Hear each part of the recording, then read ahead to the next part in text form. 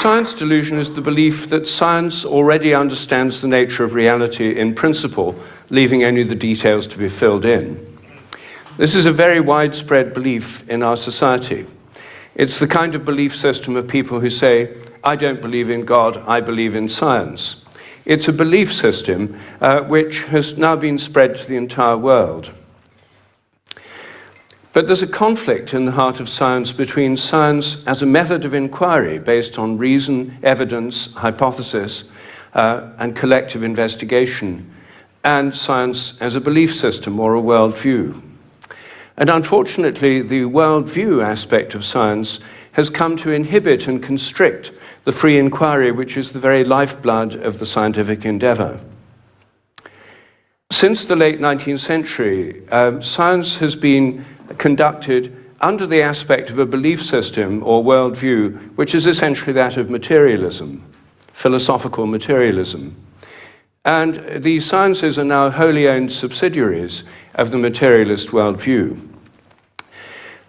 I think that as we break out of it, the sciences will be regenerated.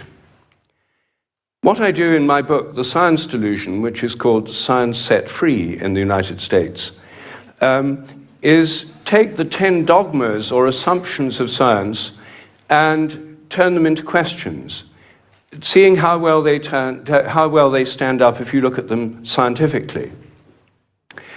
None of them stand up very well. What I'm going to do is first run through what these 10 dogmas are, and then I'll only have time to discuss one or two of them in a bit more detail. But essentially the 10 dogmas which are the default worldview of most educated people all over the world are first that nature is mechanical or machine-like. The universe is like a machine, animals and plants are like machines, we're like machines. In fact, we are machines. We're lumbering robots, in Richard Dawkins' vivid phrase, with brains that are genetically programmed computers. Second, matter is unconscious. The whole universe is made up of unconscious matter.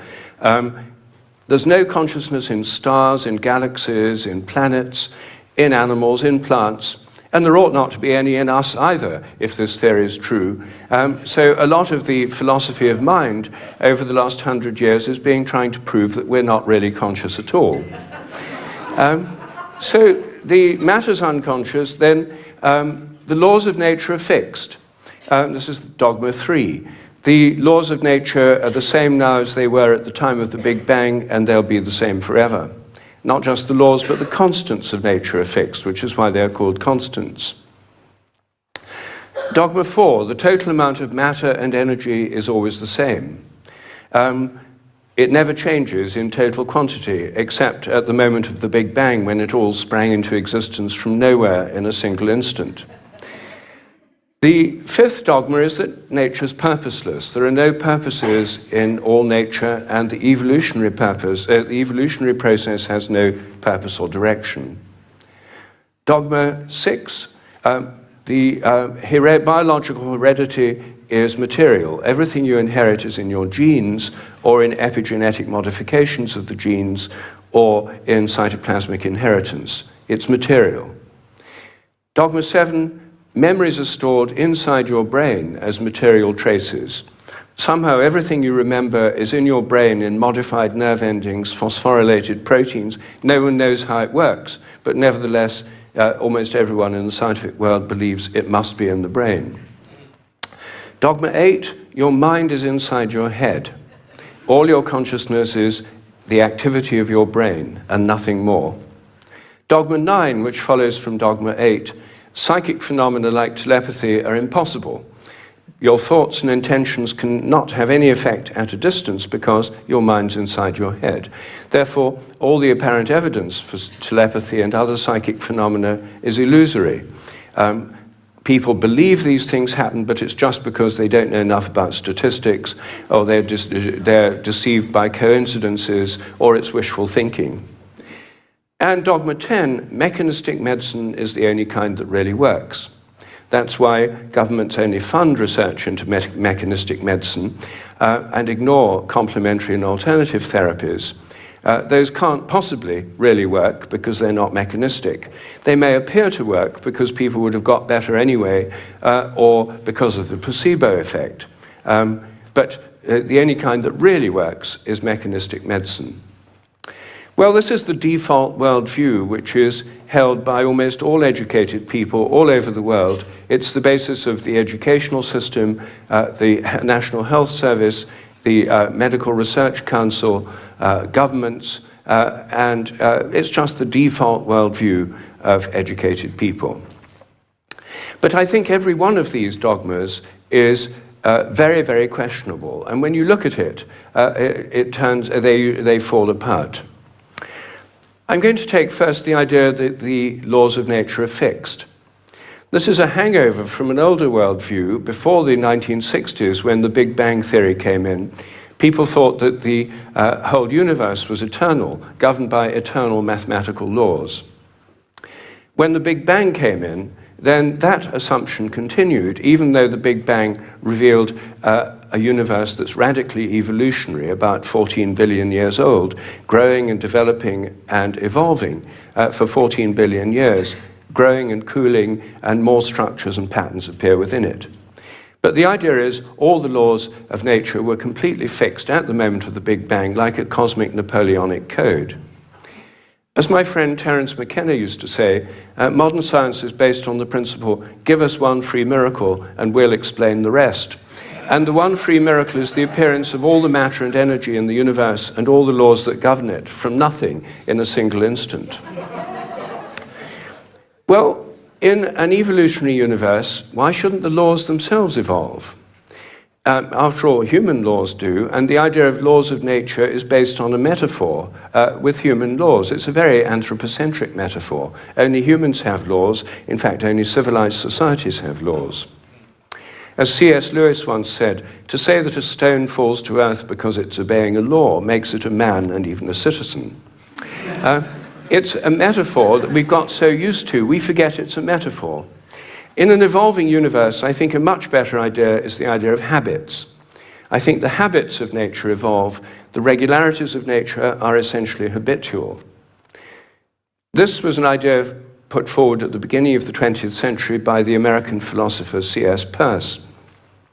And it's an idea which various other philosophers have entertained, and it's one which I myself have developed into a scientific hypothesis, the hypothesis of morphic resonance, which is the basis of these evolving habits. According to this hypothesis, everything in nature has a kind of collective memory. Resonance occurs on the basis of similarity. As a young giraffe embryo grows in its mother's womb, it tunes in to the morphic resonance of previous giraffes. It draws on that collective memory, it grows like a giraffe, and it behaves like a giraffe because it's drawing on this collective memory. It has to have the right genes to make the right proteins, but genes, in my view, are grossly overrated. They only account for the proteins that the organism can make, not the shape or the form or the behavior. Every species has a kind of collective memory. Even crystals do.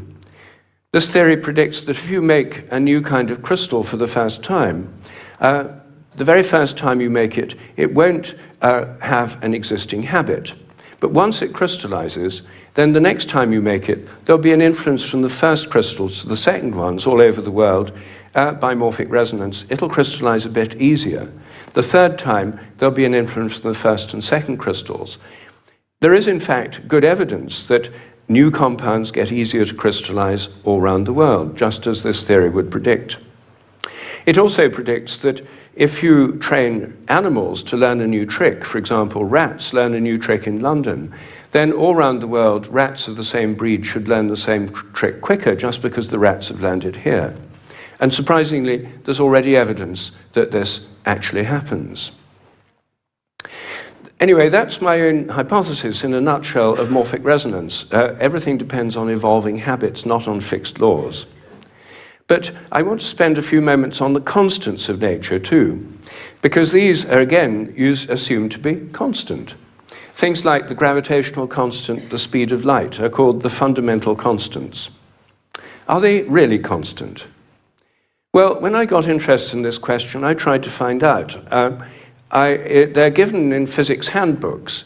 Handbooks of physics list the existing fundamental constants, tell you their value. But I wanted to see if they'd changed, so I got the old volumes of physical handbooks. I went to the Patent Office Library here in London, and they're the only place I could find that kept the old volumes. Normally people throw them away when the new values come out. They throw away the old ones. When I did this, I found that the speed of light dropped between 1928 and 1945 by about 20 kilometers per second. It's a huge drop because they're given with errors of any fractions of decimal points of error. And yet, all over the world, it dropped, and they were all getting values very similar to each other with tiny errors. And then in 1945, it went up, 48, it went up again.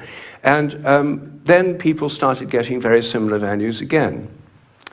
I was very intrigued by this, and I couldn't make sense of it. So I went to see the head of metrology at the National Physical Laboratory in Teddington. Metrology is the science in which people measure constants.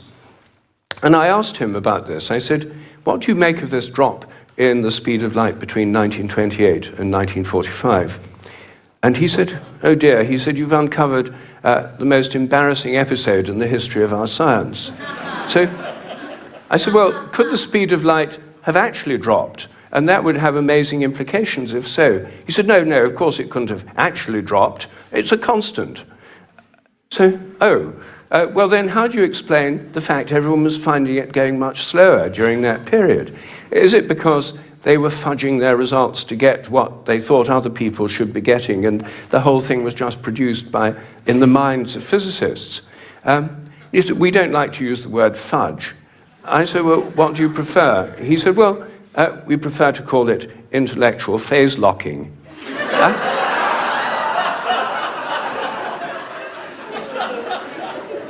So I said, well, if it was going on then, how can we be so sure it's not going on today?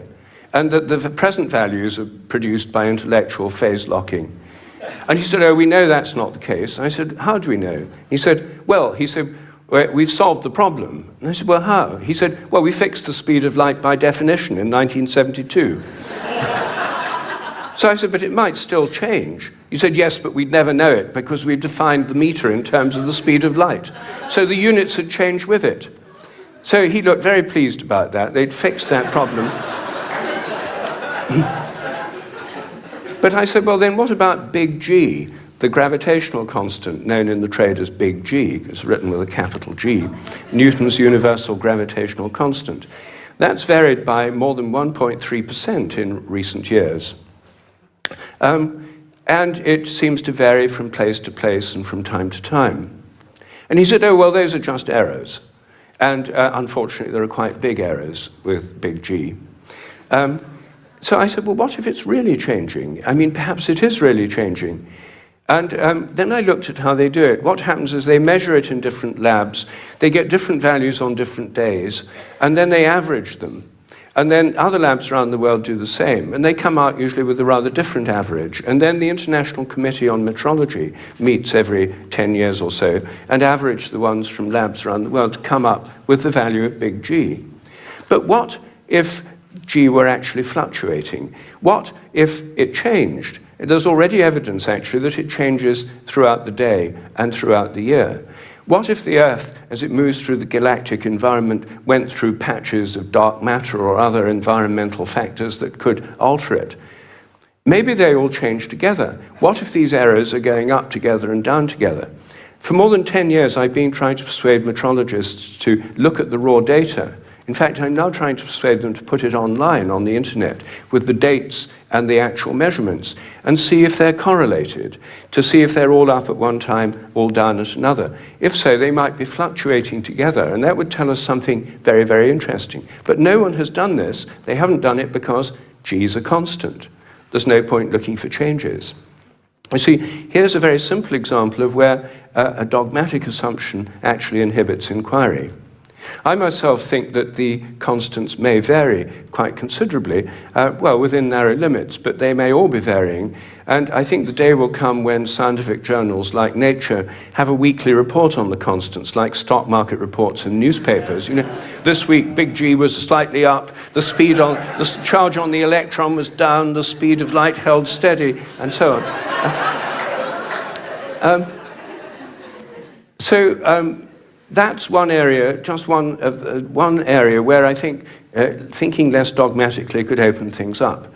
One of the biggest areas is the nature of the mind. This is the most unsolved problem, as Graham just said, that science simply can't deal with the fact we're conscious.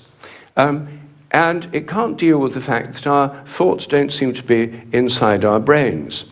Our experiences don't all seem to be inside our brain. Your image of me now doesn't seem to be inside your brain, yet the official view is there's a little Rupert somewhere inside your head, and everything else in this room is inside your head. Your experience is inside your brain. I'm suggesting actually that vision involves an outward projection of images. What you're seeing is in your mind but not inside your head. Our minds are extended beyond our brains in the simplest act of perception. I think that we project out the images we're seeing, and these images touch what we're looking at. If I look at you from behind, you don't know I'm there. Could I affect you? Could you feel my gaze?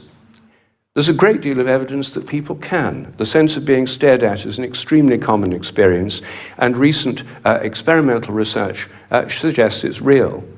Animals seem to have it too. I think it probably evolved in the context of predator-prey relationships. Prey animals that could feel the gaze of a predator would survive better than those that couldn't. This would lead to a whole new way of thinking about ecological relationships between predators and prey, also about the extent of our minds. If we look at distant stars, I think our minds reach out in a sense to touch those stars and literally extend out over astronomical distances. They're not just inside our heads.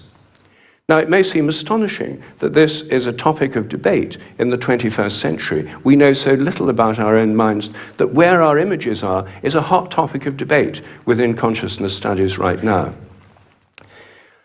I don't have time to deal with any more of these dogmas, but every single one of them is questionable. If one questions it, new forms of research, new possibilities open up. And I think as we question these dogmas that have held back science so long, science will undergo a reflowering, a renaissance. I'm a total believer in the importance of science. I've spent my whole life as a research scientist, my whole career. But I think by moving beyond these dogmas, it can be regenerated. Once again, it can become interesting and, I hope, life-affirming. Thank you.